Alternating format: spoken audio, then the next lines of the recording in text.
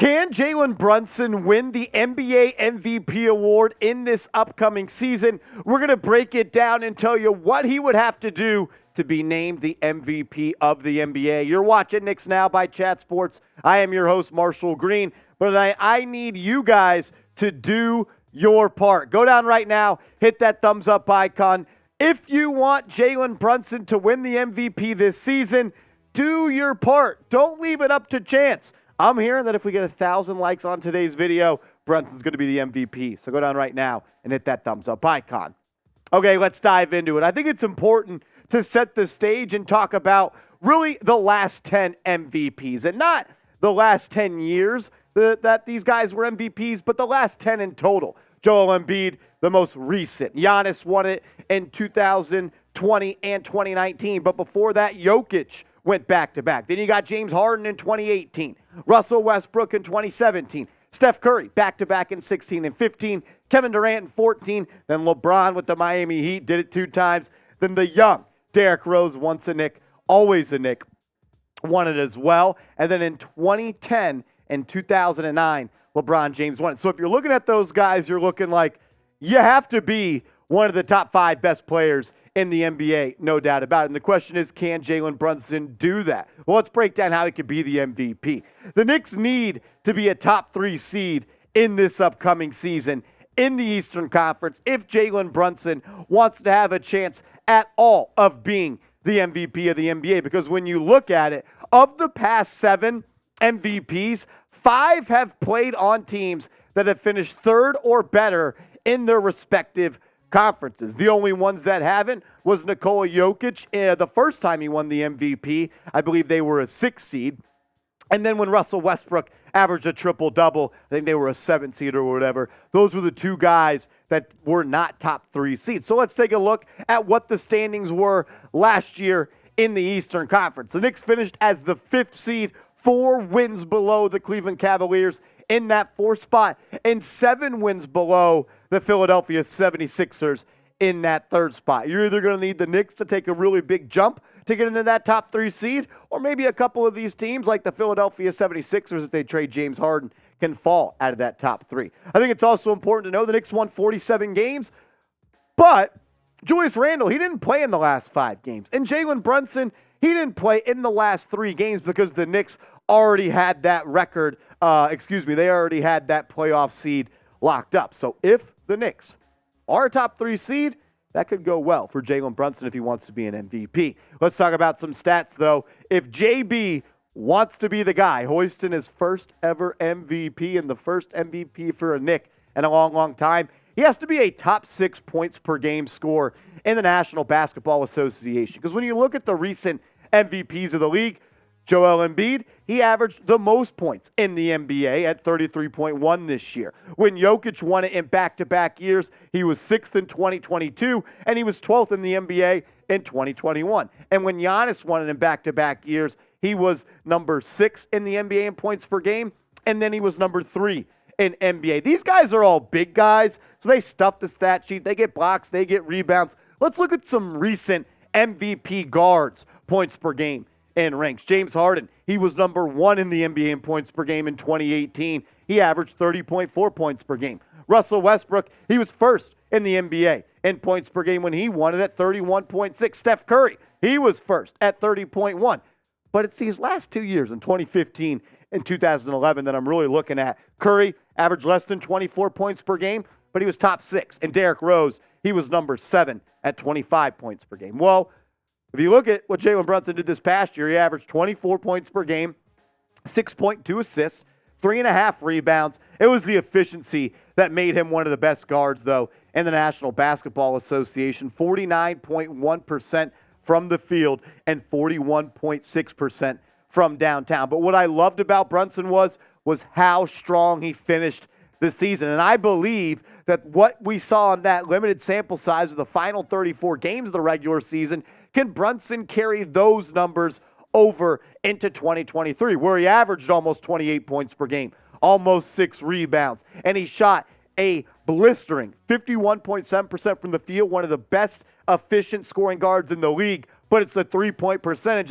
If this guy shoots 45.6% next year for a full year on north of 5 attempts per game, he could be looked at as one of the best shooters in the league, and maybe it's the efficiency from downtown that could leapfrog him into the MVP conversation, very similar to what Steph Curry did when he won his first MVP. But it's not just the end of the regular season that leads me to believe that Jalen Brunson is even close to a finished product. What I saw him do in the playoffs was absolutely magnificent. In that series against the Miami Heat, Eric Spoelstra could not draw up a game plan to slow this guy down. He absolutely tore up the Miami Heat. 31 points per game, 6+ assists, almost 6 rebounds, and he was efficient from the field, but wasn't really able to knock down that three-point shot like we saw he could do in the regular season. And he was doing it with a bum wrist and a bum ankle. I know this. If Jalen Brunson were to average 31, 6, and 6 in the regular season next year, yeah, he might be in that MVP conversation.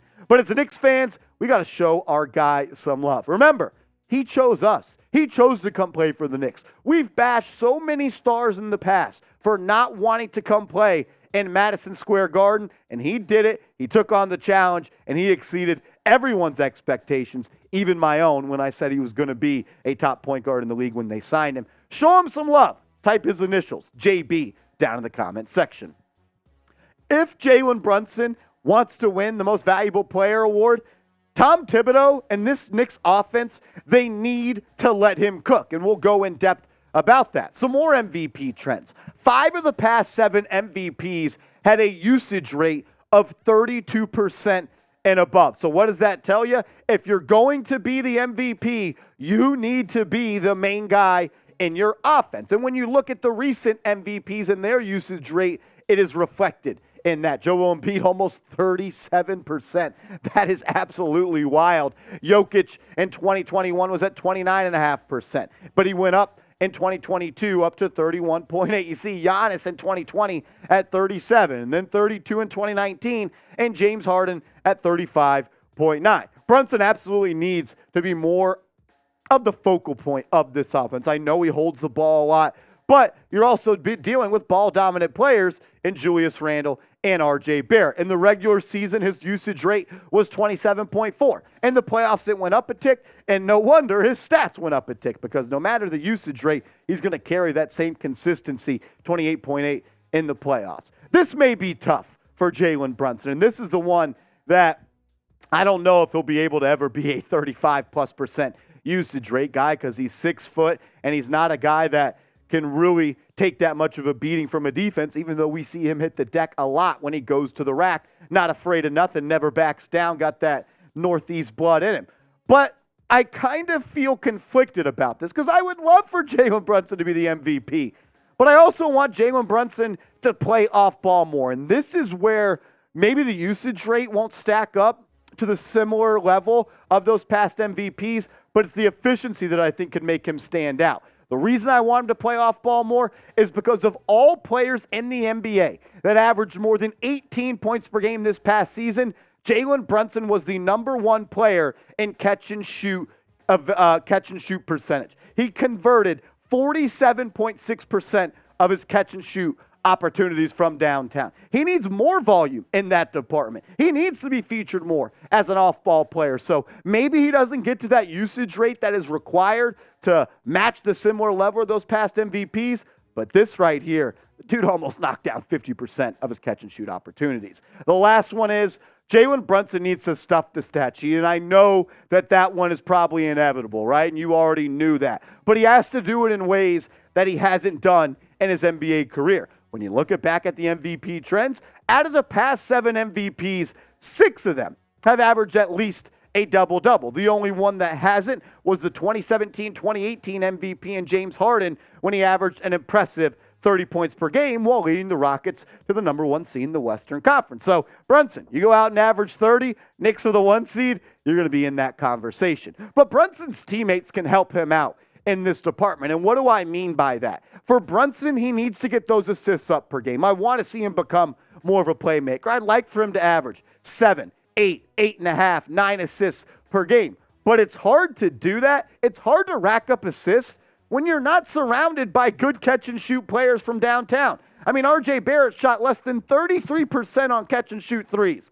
Absolutely disgusting. Julius Randle not much better at 34.5% on catch and shoot threes. And these are two guys that he spends a whole lot of time on the basketball court with. Also, the Knicks need to be a better three-point shooting team in general. That would help out Jalen Brunson pop up those assist numbers. Because in the regular season, the Knicks were the 24th ranked three-point shooting team, shooting 34.7% from downtown. In the playoffs, they ranked 16 out of 16, dead last. When you shoot less than 30% from downtown, that is the problem. I don't care if you're playing with prime Rondo, John Stockton, or Chris Paul. They are not going to be averaging those 10, 11, 12 assists per game if you're shooting 29% from three. Hopefully Dante DiVincenzo can help out with that. And a year 3 of Quentin Grimes, year 4 of Emmanuel quickly can boost that number in that department. But I'm also going to call out Jalen Brunson here a little bit.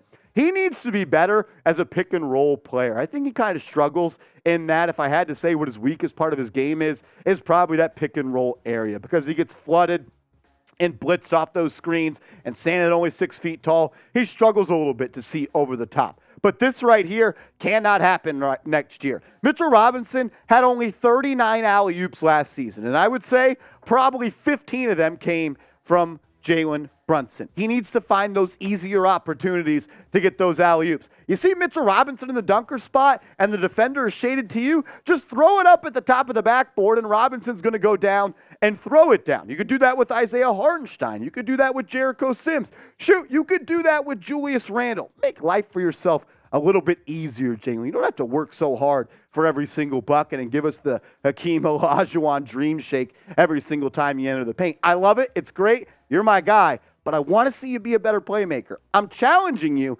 because I truly do believe you're a top 5 point guard in the NBA. If Brunson can do these 4 things, you cannot deny that he might be in that MVP race. Knicks have to be a top 3 seed. He has to be a top 6 points per game scorer in the NBA. Tibbs and the Knicks, they need to let him cook a little bit more, and he has to stuff the stat sheet, and he needs a little bit of help from his teammates if that is going to happen. I appreciate everybody for tuning in to New York Knicks Now today. If you want to talk more ball, you can hit me up over on Twitter at @MarshallGreen_. I love to talk it up with the Knicks fans out there. So slide in my DMs, give me a follow, and we can talk some ball. Enjoy your guys' weekend. It's going to be a lot of fun. We got a 3-day weekend here at the Chat Sports Studios. I'm excited about that. So we'll continue to get you guys videos every single day. But make sure you are subscribed. Go down right now, hit that sub button, and turn your notifications on.